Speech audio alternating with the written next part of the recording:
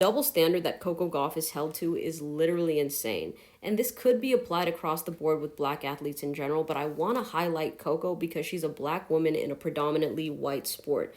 And she does not have the luxury of being too confident, or else they're going to spin it like, oh, she's so cocky, she needs to be humbled, right? That is something that more male players would be able to get away with. So for her, she has to always be composed. She has to always have grace, win or lose. She literally just won the French Open.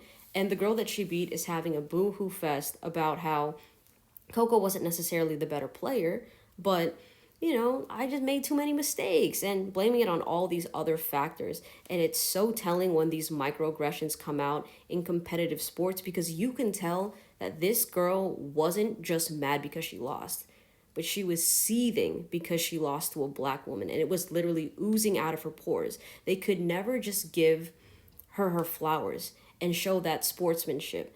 There's always going to be a backhanded compliment at first to see what they can get away with. And then when she got called out, then she was like, oh, I'm sorry, I'm human. Like, I'm just human, blah, blah, blah. All of these excuses. And then they give a more proper congratulations. But there's always a runaround when it comes to seeing black women succeed.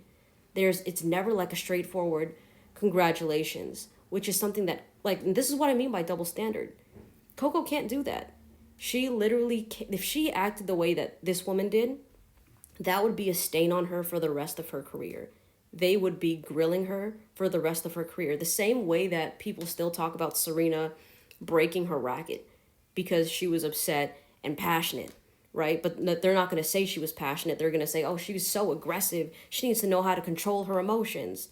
There is such a tightrope and a fine line that athletes like Coco Gauff have to walk